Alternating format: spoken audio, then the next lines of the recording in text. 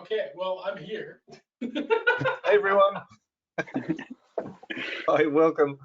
We've been having lots of fun behind the scenes, making sure that all the settings work okay. So we have with it, so welcome, thank you for joining us. Happy holidays. We thought we'd do a special holidays themed session this time round. And so there's 4 of us on here. You can see me and Ellie. Hey Ellie. Hey, how's it going? Good, thank you. And also Chad Perkins. What's up, Simon? And we also got Dustin Valkamer on the line too. Hey Dustin, we can hear you, but we can't see your webcam, which we're trying to fix behind the scenes. Hi everyone. We do have something fun planned for you, and it's not just the fact that we're sharing our special holiday shirts either. I don't know if you can see them. I'm wearing Rudolph. What is that? It's a Christmas lizard. It's a Christmas dinosaur. Yeah. It's a velociraptor. Okay. Christmas terrible lizard. Christmas terrible lizard. Very good. Very good. Very deep catalog Latin translation. Nice. So hi to Sharon and Simon, and also Bernd and Anders. Hi there. Thank you for joining us. And as you will have seen, we are doing a special holiday themed series of content as well. Drake says we're bringing the Christmas or the holiday spirit. Yes, absolutely. Yes, we are, Drake. And we're doing that through what we're going to present as well, because we discovered that there's quite this nice option in Cinema to be able to access assets in the asset browser. And the whole point of this, as you well may know, is to be able to kickstart your productions and build stuff quickly. And so there's some special holiday themed assets that have just been added to the latest version. And that's what we're going to kind of riff on. And we put together this kind of hero image, which Ellie put this together of Gingerbread Man just relaxing calmly in the snow. It's not really relaxing, is it? But it's kind of that's the thing. We're kind of slightly irreverent, but we also wanted over the series of these 3 episodes feature the huge skills that Dustin's bringing. Dustin is a master trainer for cinema, and he's an absolute expert in comping together, especially photographic material, and using multipasses from cinema and doing those in Photoshop, especially as well. So that we got lots of great techniques for that. So although you can't see him, Dustin is raring to go behind the scenes here, aren't you, Dustin? I am here. I am eagerly working on my webcam scenario. So definitely excited to be here with you guys. Fantastic. Yes, that's the fun in games, isn't it? When you get the software update and it kills everything else. Definitely. So what we're also going to do, I'll give you a little bit of the housekeeping stuff. If you don't know what we're going to cover, please have a look at the events page on the maxon.net site, and that's where you can see these things listed. And we're doing 3 sessions over this Monday and the next 2 Mondays. And this first session, Ellie's going to take us through how you can build up this whole scene. So we're very excited about that, and creating a snowy composition from scratch, as it says here. But just before we get into that, also don't forget on that same page, if I go back to this events page, you'll see all these other things listed that we're doing. So on Wednesday this week, we've got another instance of the 3D motion show. So here we go, the 3D motion show, and we've got some fantastic guests who are going through their artistic, creative processes. And also we might have a little secret thing to share, or a little special surprise on Wednesday morning at 8:30. So please log into that. It all starts off at 8:30 a.m. Pacific time, which is 4:30 a.m. in the UK. And also this week on Thursday, we've got a special Ask the Trainer, where our friends at Adobe are joining us. So 2 product managers who are related to After Effects, Victoria and Christine, are joining us to talk about multi-frame rendering. So if you'd like to join us on Thursday, please do that. And also feel free to ask any question you like. You can ask questions about our tools, about Adobe stuff, since Adobe will be here, and also multi-frame rendering, and also anything you like about the software. Harry and Hashi are also joining us and giving their take on things that they find useful too. And also, so much housekeeping, sorry.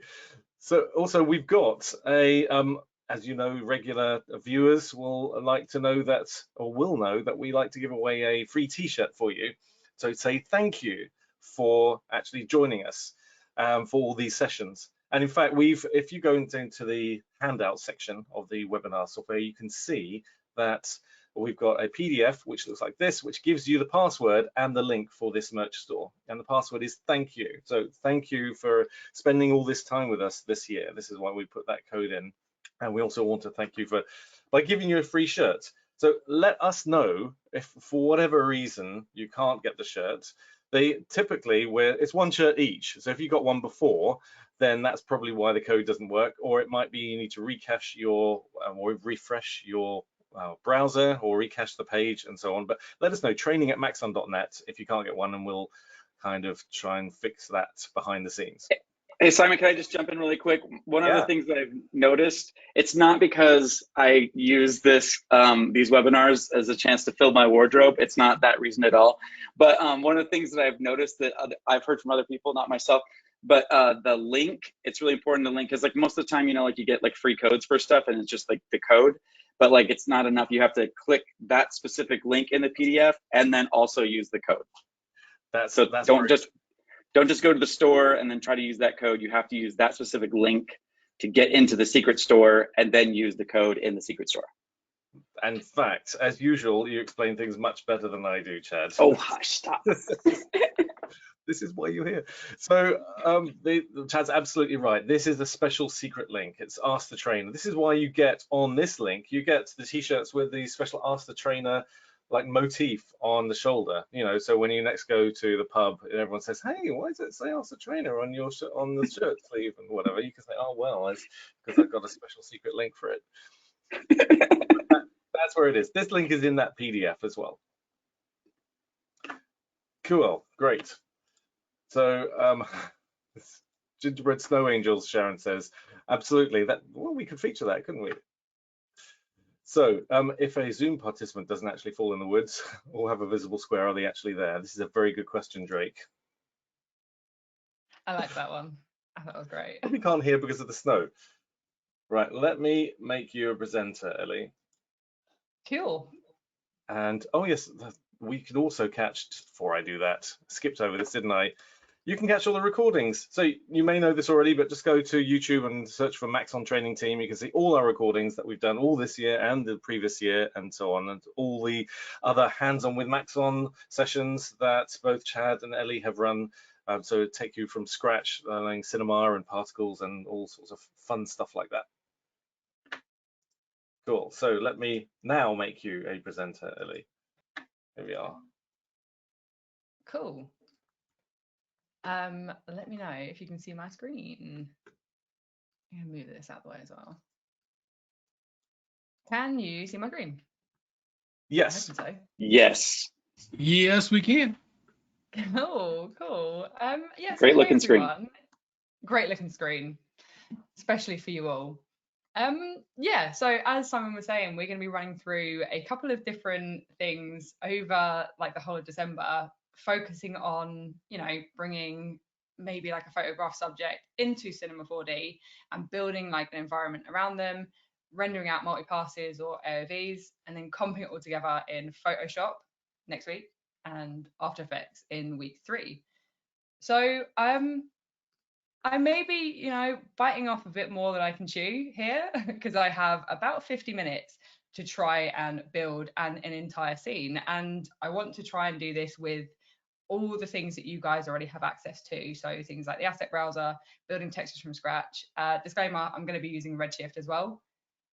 So we'll see where we get to, but there's certain things I want to do. So maybe if I don't finish the whole scene, I want to make sure we do get to the AOV section because that's the important bit for Dustin for next week. So I'm just going to kind of like build this a bit like an everyday, like a live everyday, and talk you through what I'm doing. And then maybe the guys can, I don't know, jump in with like their input, or if you have any ideas or just want to have like a chat, so we can have like a nice hour together. I thought that would be quite fun. So Dustin actually did some of his own shots. So he is an incredible photographer, as well as kind of building these really awesome compositions inside of Photoshop. And he was kind enough to actually shoot some images for us to use for like these sessions. And I'm just going to show some of them because they're so cool and they're so fun. Yes. So I'm just going to open a few of them up. So like these, I think they're so cool. Like I'm just going to open a few. I love these so much. Like I wanted to like use every single one if I could. And like this one here is the one, if you've seen like the hero image for week 2. This is the one where we've got like the pine cone grenade belt on there. It's like a close-up shot of all of these like this like army camo stuff, and they're awesome. So we're going to be using this one, and we're going to look at a particular technique to bring this into Cinema 4D, using things like the foreground, correcting our focal length, and then building our scene kind of around it. So for those that don't know, Dustin is a professional photographer as well as a master trainer in cinema, and I've just added your link to your website, Dustin, to in the questions area, so if people want to find out more. But yeah, I appreciate it. Feel free to jump in, Dustin, and tell us some more about the pictures as we progress, because your workflows are just amazing. Yeah, I appreciate it. I'm a composite photographer. I definitely specialize in cosplay and superheroes and all of the fandoms, if you will. I go to conventions and I actually set up as a vendor, do some awesome shoots there, and then take those back to the office where I use Cinema 4D and Redshift and quite a few other tools for post-production and creating awesome environments around my subjects. And they are so cool.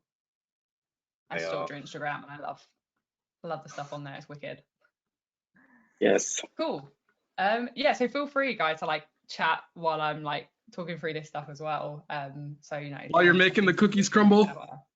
Oh god, pound in the jar or $1. Cool. Right, so I'm going to start off by actually kind of getting my Cinema 4D output set up. I'm going to set up my foreground and my camera and all those bits. It's going to get my photograph subject ready for me to start making some stuff inside of cinema.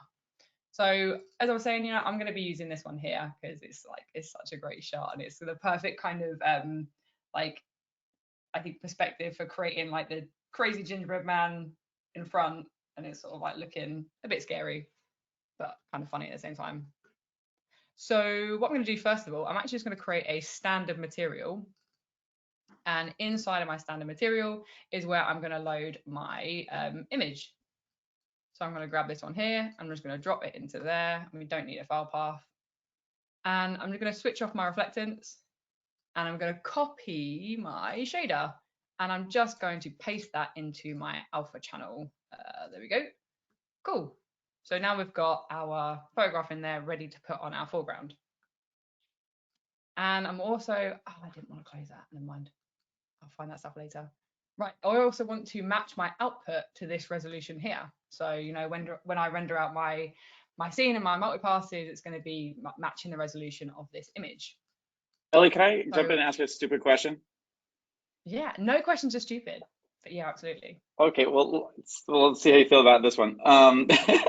So what's the difference between putting this like on like a plain object, like putting just like the texture on a plain object versus a foreground object? I guess like what's the difference between a plain and a foreground object? What's that going to do for you?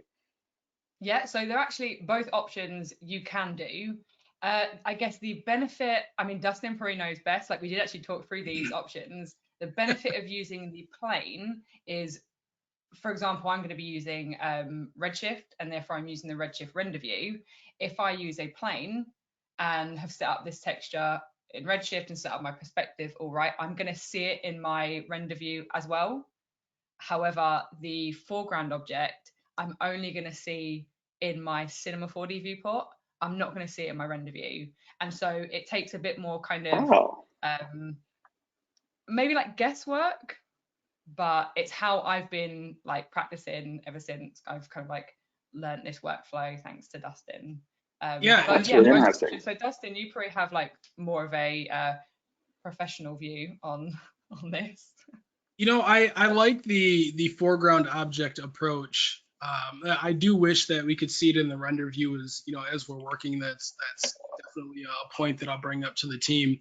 But I do like the foreground object approach because it gives me a bit more of an overlay appearance rather than actually having the geometry in my scene. And because I do all of my, you know, post-production in Photoshop, I usually save compositing my subject for Photoshop, and I don't really need to have that in my render view. It is a little bit of an experience type of ordeal, but then, you know, as using a foreground object, I won't have, say, my subject's feet going through the, you know, the ground plane or anything like that I'll have to fix and okay. post. But if I'm not planning on seeing the feet, there are definitely times where I shortcut and I'll use a plane in the scene, and I can add my foreground, midground, background, and then just do my retouching off of the rendered image. So you can definitely work both ways. Foreground object for me just helps lay everything out, and then I can do the post work. Okay, that's really interesting. So it sounds like kind of like a guide layer in After Effects if you're using Redshift. Then it's kind of like a working thing, but it's not going to show up in the render. Brilliant. I didn't know that. Thank you. Sorry for like that huge distraction from from what you were doing. No, but that's illuminating. No. Both are like Dustin was saying, workflows that you can use. So if someone would rather see it in their render view, if it helps them work that way, then there's no issues. Cool. Cool. So I've just been, while we were sort of talking, I was just adjusting my render settings. So I've matched my width and height resolution, my output to my resolution of this original photograph. And I'm just going to lock my ratio, and I don't want to render out like images this size. So I'm actually just going to reduce this down, and it's going to kind of still match that resolution. And then I just kind of increase that to 240 DPI, ready for when we bring that into Photoshop. And I change my renderer to Redshift. Cool, right, so next bit, let's grab us a camera. And all we're going to do in here is we're going to adjust our focal length to match the original focal length of the photographs. Because we know that Dustin took them, we know that that was 35. So we can drop that down to 35. And then all we're going to do is grab our foreground. And this is where we're going to drop our normal Cinema 4D material. So we're going to drop that onto here. And it's going to look a little bit fuzzy, but we can come back into here, come into our viewport, and then we can adjust our texture preview size. I'm not going to go too crazy. I just want it to be a little bit clearer. So I'm going to go to something like 1024 by 1024.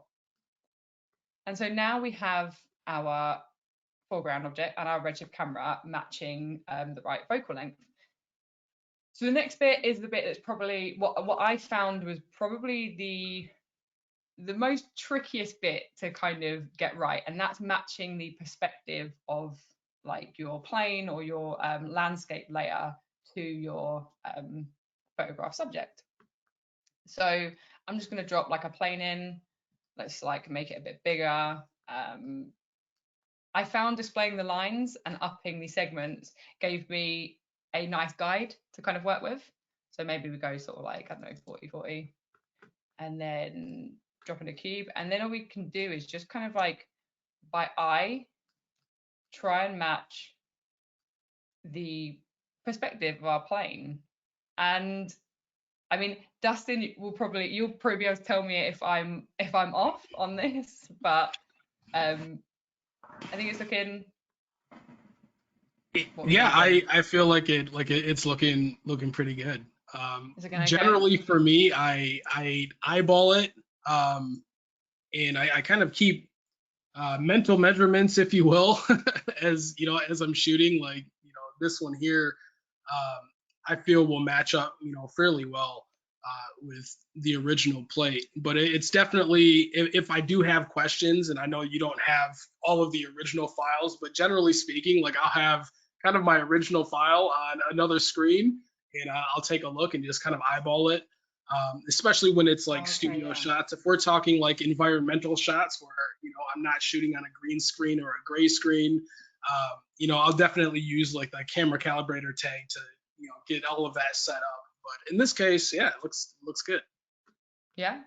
That's an interesting point, because Sharon just mentioned exactly that. Would you use the calibration tag? So that's well done for mentioning that. But also a slightly previous question, talking about doing things by eye, Sharon also brings up a great question. What happens if you don't know the focal length? And I know that all photographers diligently record the focal length or read it from their camera or from the photograph settings. But how would you approach this, Elly, if you didn't know the focal length? Best guess. I don't know. I know there's a way to figure it out in, like, when you're doing like camera tracking and you've got like a shot, you can work out the kind of the angles, and there's some mathematical equation Jonas told me once, and as you can tell, it's not stuck in my brain. But I'm not sure for like a photograph whether it's the same thing, whether there's some kind of like calculation you can do, but I don't know. I don't know how you would figure out the focal length based on a still photograph. Is this something that you're challenged with regularly, Dustin? Generally not, because I mean, shooting my own, work, or even working with other photographers, I'll know exactly what all of the EXIF data or the focal length, the shutter speed, all of the camera settings were. I'll have that. So I have ran into the issue before. I can't for the life of me remember exactly how I how I went about it. But there are various websites that you can go to upload an image, and it will do its best to calculate a rough focal length for you. Let me see if I can find one here a moment. And the other way that I've done it in a pinch is just eyeballing it. When you have a good understanding of what a wide angle is, and what a telephoto lens would look like, you can kind of start to adjust and gauge that based on just primitive objects in your scene. So I'll use something like, a set of cubes and place them all in the scene and check the distortion between the photo and the cubes and how that lines up. It takes a little bit more experience to do it that way. I'll see if I can find one of these websites here a moment. It definitely can help. But most photos. Go ahead, Chad. Go ahead. No. Oh, I was just saying that, most often you'll have the information at hand in one way or another. Even with something like stock photos, you'll usually be able to figure that out. I was just going to say that, like, if I get totally stuck and like I get some processed image like this, that like the metadata is gone, my eye isn't really great for like being able to like pick out distortion. So I will just like measure, like I'll get something flat. Like the cube example is like really, really great. But just get something that measures like the stuff that's closest to the camera. And if the stuff is not distorting, the lines are straight, then it doesn't, and especially for an image like this where most of the things are on the same depth plane and you're compositing like a huge scene, then it doesn't seem to matter as much if there's not really distortion. So yeah, it works. So it works great. I've just been sort of, while you guys were talking, I thought I would just sort of like be building some of this up. I know. So as I was talking, I was like, wait a minute, I'm missing all this like cool stuff that you're doing. Go back. No, I can kind of talk through it. It's kind of just like, I'm just like building up this scene, like, well, because I think the discussion is so important. So I thought I'd just build this stuff in the background so people can like listen and watch. But yeah, so pretty much all I've done, so we set up our camera, our foreground, all that kind of goodness, and then I've made a plane, and I've added a displacer because I want to deform my my actual plane geometry. I don't want to do it in the texture, and that's because I want to try and match my my perspective and my kind of photograph subject to my actual displaced geometry. And I actually just used a displacement map from Josh Pierce, something I'd kind of bought and downloaded in the past. So I've thrown that in there, but you can use like noise shaders or anything like that. Then I've just thrown it into a subdivision surface just to get some smoothing, but I've turned it off for now because it's going to end up, we're going to have quite a bit going on in our scene. And now I'm just basically grabbing a load of landscapes to put in the background. So just nothing too crazy, because I know we've not got like loads and loads of time, but I want to try and make something look kind of cool. And I actually had, if anyone uses like reference images, like I am obsessed with Pinterest, whether it's for work or for my house or for anything. And so when I'm creating something like this, it's kind of like building something from scratch, I do like to have a quick look at some reference images. And I just kind of like put a few pins together a couple of weeks ago to get a nice idea of maybe like a style or an aesthetic that I'll be going for. And I love kind of this here. It's like nice and simple. It's nothing like too crazy. So that's kind of the idea I'm sort of going with while I'm just sort of winging it, kind of. So I want some nice like mountains in the background, because then I'm gonna have our like gingerbread guy, I think, like in between them. I think that could look quite cool. Let me sort of move this in the back. I want like a really nice like big tall one. So let's maybe make this nice and high. And I'm just gonna like duplicate these. Let me know if there's any ideas that you guys have or that you want to see in here. Oh, that one looks kind of cool. I'm just like loving what you're doing. It's great. It's interesting because what I've learned from Dustin, from various conversations we've had about adding 3D elements to photographs and being a professional photographer and adding 3D skills to your tool set, which means that you can then change the scene. You don't have to go back and do reshoots. You can do all the cheating that we can do in 3D, but you can do that with the scenes as well. So I'm liking the fact, Elly, that you're creating your own composition and depth in it as well. So you think, well, I need a bit more depth in the background, so I'm just going to put stuff way in the background so that the foreground things are more in perspective and so on. So I love that cheating aspect. So when I say cheating, I mean professional workflow. It's cheating. I call it cheating too. It's okay.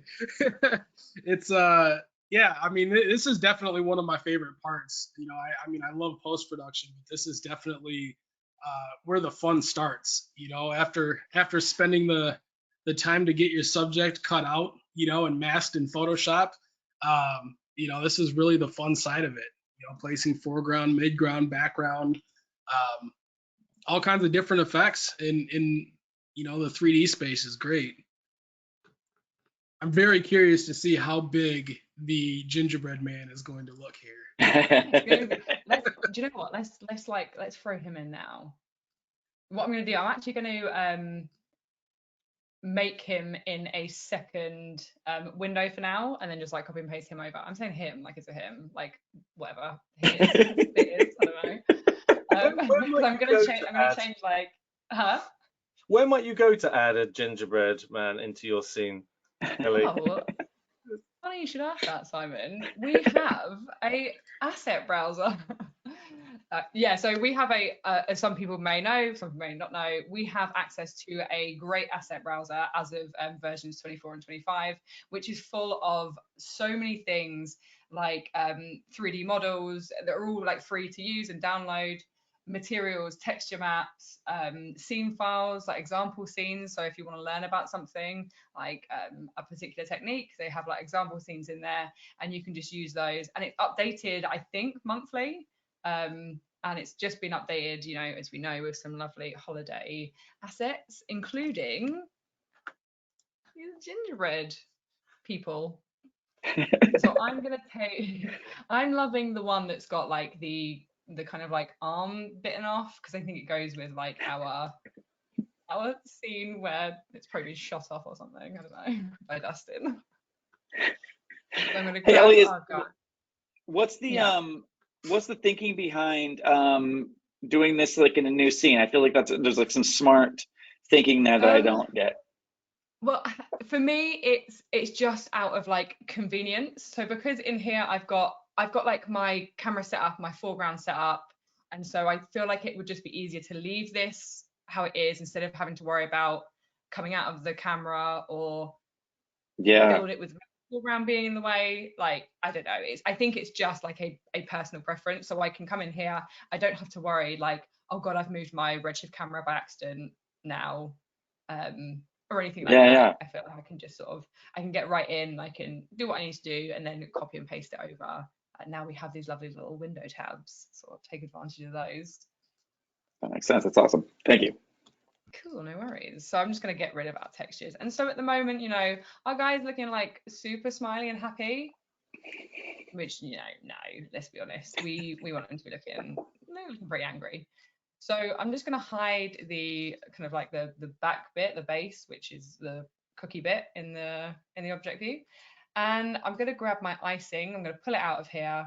And what I want to do is I want to basically change this. So basically I'm going to turn the smile upside down. So it's looking a bit angry. And I'm going to just sort of like sculpt the eyes so they're looking a little bit more angry. And so what I can do is with my icing model or polygon selected, I can come up to tools, convert, and then we have a polygon islands to objects. So if you ever have like an object like this, which is made up of different sections, but has all been kind of combined together, we can do this, and then we get access to all of our individual, what are called polygon islands.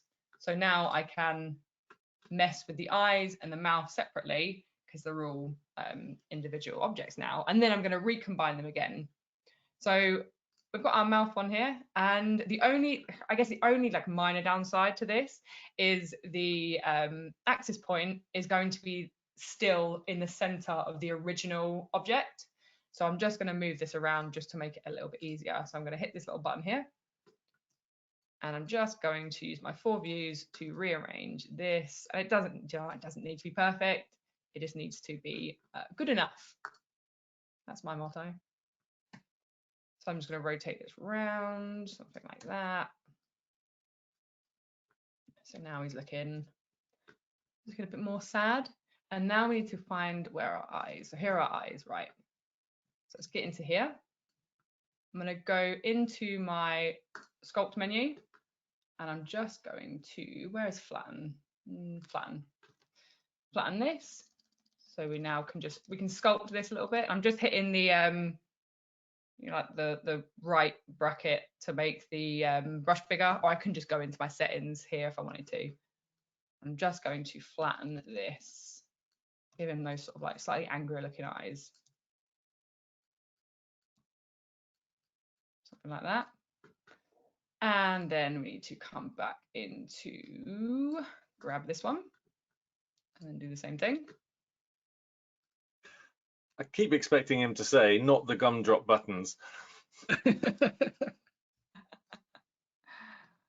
Was that was Shrek, wasn't it, rather than Shrek 2? Do you know, I don't think I've seen Shrek 2. What? You're missing out. You're missing out. No, I'm really rubbish when it comes to actually seeing films. I should do better. Okay, cool. So, you know, it's not perfect, but he's now looking a little bit more angry. So all I'm going to do is grab these separate polygon islands and right click, connect objects and delete, and then drop that back in there. And so now we have looking a little bit more unhappy, which is what we're after. So let's go angry Gingerbread Man. And now I'm just going to copy and paste into our scene. And we're going to need him to be a hell of a lot bigger. So I'm just going to go into object mode just so I can enlarge both the elements together. So it's going to enlarge my icing and my cookie all together, which is what we want. Right, let's go a bit bigger now. Let's want him to be kind of like amongst the mountains so he looks huge. That's kind of like what I'm feeling. If you guys have ideas, just let me know. Otherwise, I'm literally just going to wing it. I mean, you're kind of killing it. So, I mean, this is great. God. Yeah, I'm enjoying the winging that's happening over here. Okay, cool. Right. So this, let me just actually grab, pull these over a little bit because I don't want them to be hidden behind the gun. Right. Oh dear. So when I'm doing this type of thing, generally speaking, this is where the fun can happen. So what I could do in post, if you wanted to slightly think of recomposing the shot, like I could totally move myself off to the left a bit further. And so if you wanted to like just enlarge and center the gingerbread man, like we could, it totally would work. Oh, okay, cool. All right, let's do that. Let's make him a bit bigger. Oh my God, yes, that big. Something like Can this. you can't move the foreground object, right? Like you couldn't scoot him over to the side because it's just kind of like whatever the size of the material is, right? Yeah. So if you select the material tag, you can head Offset. down to offset. Would it offset the? Oh yeah, it would offset the alpha too because you're offsetting the whole thing. Am I? Okay. Oh, I can minus. Ooh. Okay, I'm liking this. Yes. What do you guys think? Yeah. I like Cool? that. I Yeah. like that. Sweet. Okay, let me move that out of the way. Right. Okay. Cool. What else? So let's get like some, I don't know. Let's get some trees in here. So I want to take advantage of as many like assets as I can in a, oh my God, a short space of time. Right. I think they have a pine tree. Yes. And so we're going to have some like pine cones added in a bit as well. So let's grab a pine tree. And where is this? Okay, sweet. Right. So what I'm going to do, I'm actually going to, I think I might hide the leaves. So yes, loving this. And let's pull this in here, something like that. And then maybe get another one. Something a bit like this, maybe. Just to kind of like center everything. So we're sort of like looking through the trees, being like, what's this crazy gingerbread guy here doing that's bigger than the mountains? Does it feel like the scale of the trees? Anyway, Simon is going to say something important. I was just going to say something like, Needs to be bigger or smaller? I was going to riff off Aaron's comment that shouldn't they be tree-sized candy canes instead? Why do we not have a candy cane asset? Oh my God, hang on. I feel like we should make this. Do you know what? I might make this. I'm conscious of the time and I do want to lighten texture, but I think what I might do is ready for when I render out the AOVs, I might change them. I might model some myself, but I don't think I have the time to do it now. But that is a great idea. And so I think I might replace these later on.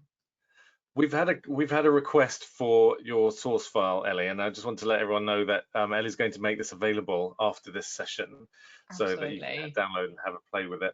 The link is in the PDF in the handout section for downloads, and I've just replaced the PDF. So if you looked at it before, look at it again now. It's just a little area that says handouts in the webinar software. And that PDF has that download link. We've also got that link in the recordings on our YouTube page in the descriptions for Ask the Trainers previous sessions. Yeah, so I'll sort it and upload it tomorrow if that's okay with everybody. Also, Chad, what were you thinking? Trees bigger or smaller? I was thinking that maybe a little bit smaller because they feel, or maybe a little bit closer to him because they feel like big, and then the size of them makes it feel like the gingerbread and the mountains are like smaller or something. You know what I mean? Yeah, so sort of like. I love the idea of framing it. I'm just wondering if like it's not making the gingerbread feel less intimidating. But it's like, this is a stupid note because it's like artsy and we all want to like learn the tools and stuff like that, and the size of the trees is a dumb note. It was a dumb note. We'll edit this out for YouTube. We should edit this out. No, definitely not. Definitely not. I'll leave them like this for now, but I might, I think maybe make them, like you said, a little bit smaller. Let's get this one a bit smaller as well. And then maybe pull it in. Yeah, I don't want to cover up too much of like my gingerbread guy.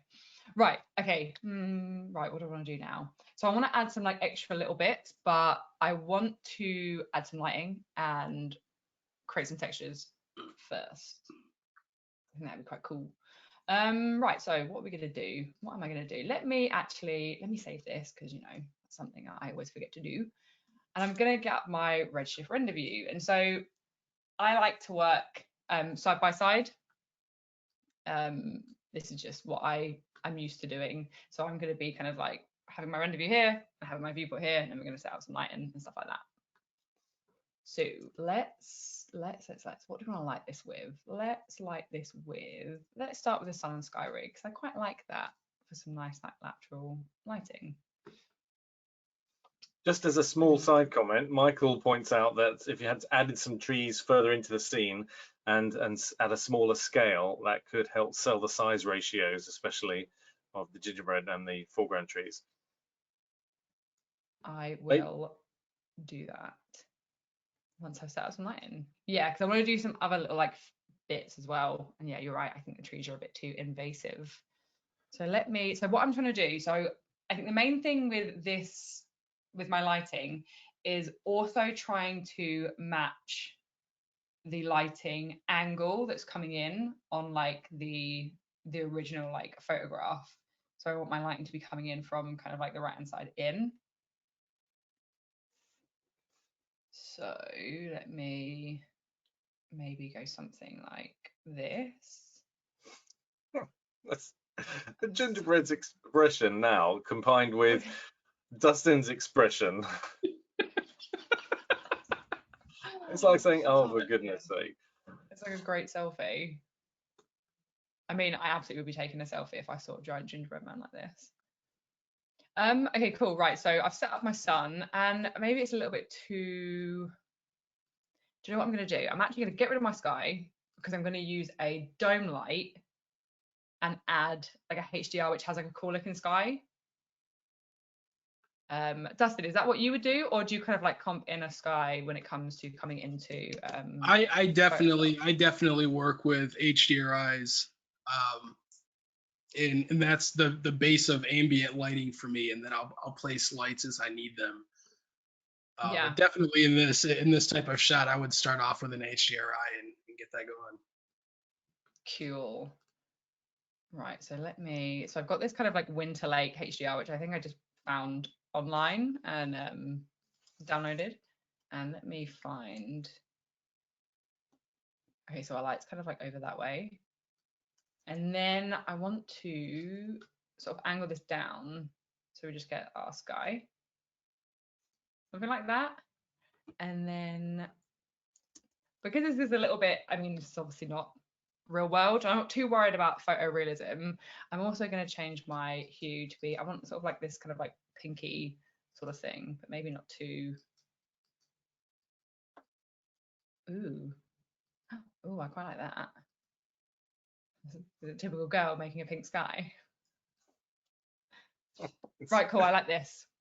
I'm quite happy with this. I think it's. What type of pink sky correctly sells gingerbread Armageddon? I have to look that one up. It's sort of like, it's supposed to be like happy and like bright and vibrant, when actually it's a guy shooting down a giant gingerbread man. A bit of irony for everyone. Right, cool. So I'm happy with this at the moment. Let me, oh dear, I'm running out of time very quickly, aren't I? Let me work on some textures. Wrong button there. Right, cool. Let's create a Redshift material, and we're going to create some snow. And I'm going to drop this on my plane. I'm going to kick this off, and let's open up our texture. Cool, right, so right, what we're going to do here, let's make this about 90% white, and then we don't want too much reflection going on. It's going to be like 0.3, yeah, we'll go 0.3, and I'm going to up my IOR to 2, and what I'm going to do, I'm going to kind of like layer up or blend a bunch of like displacement, a bunch of like noise into displacement to create this sort of like nice looking snow. And one thing, so I actually saw this on another kind of snow tutorial. I don't know too much about subsurface scattering. I watched a tutorial on it the other day, and it is quite kind of an in-depth thing to learn, but a value of 0.025 allows like some of the light to kind of like come in, and it looks it looked quite nice in this other tutorial that I saw. So yeah, so sorry for not being able to go into subsurface scattering. I don't know too much about it, unfortunately. Right, so what do I want to do? I'm going to grab a bunch of noises. Actually, I'm just going to grab 2 noises. And I'm going to go with some large detail noise here, and then some small detail noise here. And let me just pull these out. Hopefully this is like good enough for everyone to see what I'm doing. Let me come in a little bit so we can see. Right, so what I'm going to do, I'm going to plug my large noise into my surface so I can just see like what's going on, just so I can perfect it a bit. And we want this to just look like a little bit of kind of like displacement bumps, maybe could look like footprints in our snow.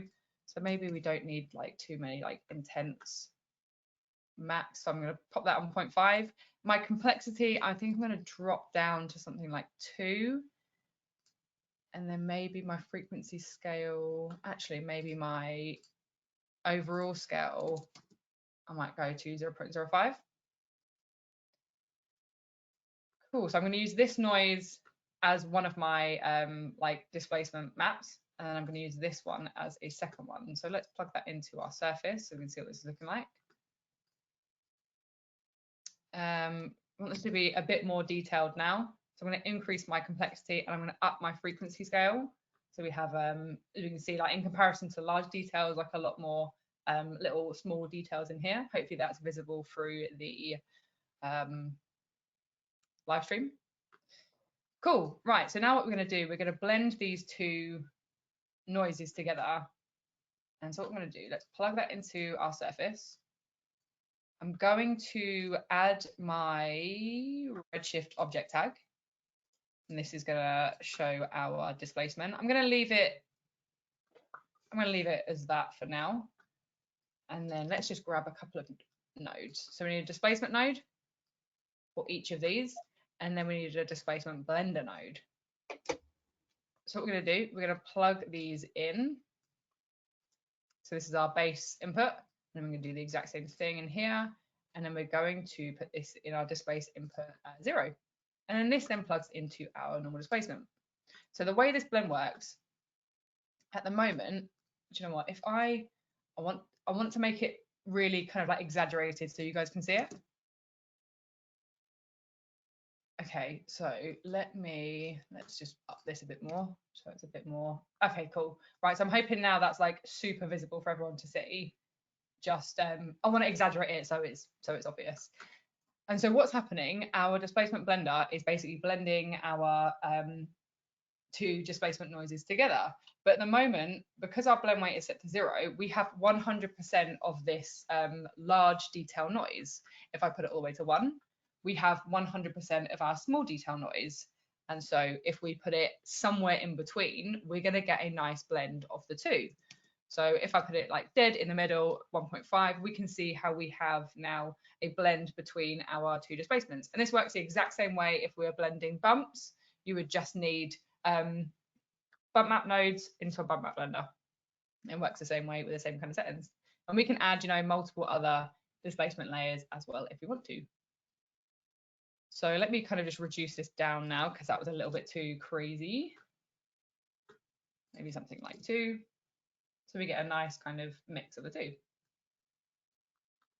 Cool. So let me just save this just in case. And the final thing I'm going to do inside the asset browser again, we have this lovely grunge map texture, which I am kind of obsessed with at the moment. I'm using it for a lot of things. And I'm just going to drag that into here. And now we have our texture in here. And I'm going to plug this into my reflection roughness, just to add a little bit of like variation in that roughness now. And then I'm also going to grab another displacement, use this same node plugged into here, and put that as our input 1, and then just maybe kind of go 0.5 on here. And so I think this texture might need to be remapped. So it's a little bit kind of big at the moment. So if we come back into our texture, we can just, maybe up this scale, something like that. And now we just have some nice kind of like additional kind of bits in here, which hopefully you guys can see. Cool, right, so that's, I'm gonna leave it at that for the snow. And then what I'm gonna do, I'm gonna duplicate it. And I'm going to delete all that hard work. And I'm gonna use this one for our landscapes kind of in the background, because I don't necessarily need all of that kind of displacement detail, because they're gonna be far in the background. And so I don't need to worry really about doing that. It will just kind of up the render time and it won't be noticeable. So I'm happy with just leaving them just by matching the color and maybe like the roughness. Okay, right. Oh God, it's 10:02. Okay, right. So let's get to this gingerbread texture as well. So I'm going to create another material. I'm going to duplicate them, and this is going to be our gingerbread, and this is going to be our icing. Right, where is our gingerbread guy? Right, I'm going to drop that onto there, and then that onto there. The icing, you know, for speed, keep it super simple. Just going to make it white, and then up the rough, maybe a bit too much, up the roughness a little bit. And then now let's get into our gingerbread texture. Right, so I'm going to grab myself a ramp, and I'm going to use this ramp to control my diffuse color. And I've actually written down the codes of the colors that I was using for like the hero images. So I'm going to cheat-ish. So I'm just going to plug that into my diffuse color. And let's just enter these numbers. So what we got, 874. And there we go. And then our second color is going to be CB8046. This is just to add a little bit of like variation. So it's not just kind of like all one color. And then I just sort of change this to like circular. And it just looks like I don't know, like some bits have been cooked a bit more than the others maybe. Right. So the next bit is I want to set up some more noises. This time I'm going to be using Maxon noise, and I'm going to use the same technique, but I'm going to be using bump and the bump blender.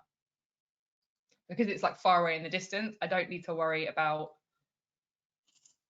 it kind of like looking like it's actually displacing the geometry. I think if he was more in like the focus of my shot, I would do this as displacement, but we don't need to do that. Cool, so let me plug this into here. And whilst you're talking about textures, Charles had a good idea about shouldn't the gingerbread person have some bullet holes, or at least some kind of messing up on the surface? Yes, we can do that. Unless it's a replacement gingerbread that's just entered the fight. Well, He's lost an arm, but he's just joined in. Oh, that's true. That is true. There was one shot. Yeah, I guess you could just use any kind of like, if you had like a particular like bullet hole texture map as well, you could just plug that into and use it as displacement. And I think if you minus then the height scale, and this may be, Dustin, I don't know if you know this, if you minus the scale, it would go like minus the height value, it looks like it's going inwards, right? Yeah, so normally, generally speaking, on the smaller details like that, it's definitely something I would do in Photoshop, especially for a still image. You know, so maybe we'll get there. I won't put you completely on the spot with that one, with fracturing and exploding the gingerbread man or anything. But yeah, definitely be a post thing. Cool. But you could do it for sure. That'd be pretty sweet. You could run some fields into vertex maps and create some crazy displacement and all kinds of stuff. Yeah, I think if I had like loads of time, Like Yeah. that's the trouble, knowing that you have like this period, like I had like 50 minutes. There is so much like other stuff like I want to do. Like I'm so conscious that it's 5-2 and I wanted to do like pine cone grenades and things like that. But I can open like another kind of scene that I've done, which is similar, which we could maybe like steal some stuff from there and it might look Yeah. quite cool. I would think so. Right, so let me just mess with these a little bit. So I'm just kind of like messing with the scale on here, just see what it looks like.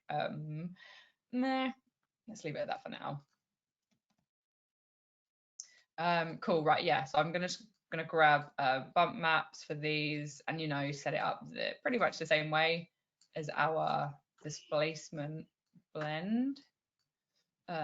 Base input there,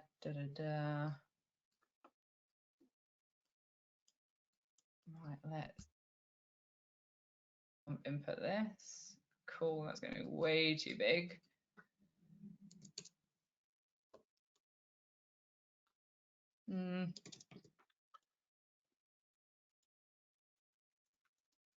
Maybe we'll leave it at that for now. I would want to change that, but I do want to do some other bits. Right, so. Right, let me open up I did a little test scene earlier. Let me file open this. Is it going to be this one? Cool, yes, this is like a test scene that I was practicing some little bits and bobs, and so if we sort of like kick this off, I want to show a couple of bits that we made, and it was with the asset browser again, because I also do want to set up AOVs, and we are going to overrun. My bad. So this was the kind of idea that I was like trying to get to. You know, we've got like our tree and we've got like our landscapes, and this was like a great addition suggested by the guys. If I just paste this in here and bring it to the center, this is how you can kind of take advantage of the assets and make them into, you know, weird stuff that goes with your scene. So inside the asset browser, you know, we have this pine cone. So I basically just grabbed this pine cone and kind of like squidged it in, and then I found a free grenade model on like CG Trader, took the pin off of it and just kind of like put it together. It doesn't need to be like, let's be honest, it's absolutely not perfect, but because they're so small and tiny in my scene, I think they just look. I just think they're a great little addition. We know that spruce pine cones are the natural enemy of gingerbread. Yes. Like, also, if I had time, I'd love to have, like, the guys were suggested about putting, like, you know, the milk tank, like, on the back. Oh yes, yeah. Like the gingerbread guy, all like soggy and stuff like that. But okay, I'm going off on a tangent. So yeah, let's pretend like we've just made this scene. Because I do want to talk about AOVs and setting up the AOVs, because this is a massive part of weeks 2 and 3, because, you know, Dustin's going to be basically comping these multi-passes together, as I believe are you, Chad, is that right, with After Effects in week 3? Correct. Correct. Cool. So I'm going to show you guys how to set them up in inside of Redshift. So let's say this is our wonderful scene here. We're going to come into our render settings, and in our Redshift advanced tab, we have our like AOV tab, and then we can show our AOV manager. And so I'm going to try and remember which ones are needed. I believe we need diffuse lighting. So Dustin was kind enough to tell me which ones. So it's diffuse lighting, reflections, refractions, shadows, specular lighting, and then GI. depth. GI. Where's GI? Oh my god, am I being blind? There we go. GI. And then you do depth as the final one, right? Yeah, I like depth, and for Photoshop, you'll want to make that Z normalized. Yeah. So yeah. So and then we come into here and Z normalized, And then do you do direct for everyone and open EXR? Yeah, that's fine. You can render it as a multi-pass EXR, and so that'll be good there. Oh, okay. Maybe like a normals, bump normals. Yeah. So you wouldn't direct them, you just render it as a Yeah, I just render them multi-pass all in your as render settings. yeah, just all as a single file. Ooh, cool. So you'd format that as OpenEXR, yeah? Yep. Cool, yeah. So this was kind of like the bit that I did want to kind of make sure we got to. So rendering out these multi-passes is kind of the lead into the start of what you're going to be doing next week, isn't it, Dustin? Bringing these multi-passes together and comping them inside. Yeah, Photoshop. that'll be fun. Use a mix of brushes, overlays, all kind of dodge and burn goodness. Yeah, it'll be exciting. I am super excited. We'll see if I can do as well as you did in an hour's time. Well, not very was probably the answer to that. Hopefully it was still kind of like seeing the start of the process and kind of having a look at the asset browser, how we can take advantage of stuff from the asset browser. Maybe I was looking forward to getting into a few more of like the texturing things. So kind of how we can take these standard materials here and we can convert them to Redshift, but hey, I unfortunately did not get to that, but hopefully it was still like nice to see the start of this process. And you know, as Simon said, I'm happy to share. I'll share this file because it's probably a bit more interesting than the one that we just did. But it's also our fault for jumping in and asking you all the crazy questions, and no, but that's the good thing. It's nice to ask because these are probably questions that people are having, so it's nice to be able to answer them anyway. We do have another question for you, Ellie. Bill is asking what type of machine you are, asking if you're using an M1 machine, but actually you're on an iMac, aren't you? I'm on an iMac, yes, with a 5700 XT graphics card. I think, without putting words in your mouth, Bill, what you're saying is, hey, Redshift goes really quickly on a machine that's a year and a half old, doesn't it? Yes. So to be fair, it's managed pretty well with this. Yeah, nice. I think you're on an i9, aren't you? An i9 Intel. I think it's very similar to the machine I've got. God. It's an i9 3 gigs or 3.6 gigs with a Radeon Pro 5700, isn't it? i7. I'm just reading off the spec of mine, which I think is the same as yours. Is it? Is mine not an i7? I think it's what it says here. This is beyond my technical knowledge. It still works pretty well though. So that's the whole point, really, isn't it? It works pretty well. Yeah, I use Redshift with all the stuff that I do inside of Cinema. Yep. Yeah. Bern is asking, how do you connect your GPU to the iMac? It's the one that's in it, Bernd. Yeah, it's the one that's inside. I don't have any GPU. Jonas has got a setup where he's got multiple different MacBook Pros, and he's been using an eGPU on MacBook Pros to actually make stuff render much more quickly. Yeah, so it does work with an eGPU as well. He's also hey, no worries, Bernd. No, it's an interesting question because you can also attach eGPUs via Thunderbolt 3 to arrange different machines. So not the new M1s yet though, so that they haven't got Thunderbolt configured. As far as I know, they haven't got it configured yet. But we've got internally a number of M1 machines that we're running tests on, and the results this morning, even that Jonas was saying about his new MacBook Pro, were that it was like 3 to 5 times faster than his old MacBook Pro. So we'll keep you up to speed with how we develop on those. But that's really, really interesting to find out that. Up to speed. Yeah, up to speed. Another dollar in the tip jar, isn't it? Sorry. Well, let's just to round up. I wanted just to share my screen again, just to show a couple of things. So Yes. can I grab the screen back from you, Ellie? Yes, absolutely. And by the way, thank you for running that. Talking of speed run on putting a scene together with us annoying you in the background. So that's excellent No, work. I just hope it was still cool and helpful to kind of watch, despite not getting where I was to. But we can pretend can we cut like the YouTube recording and pretend that I made this one? I'm like, wait, hang on, I've missed the 20 minutes in between. That's right. Cut 2. Where did that go?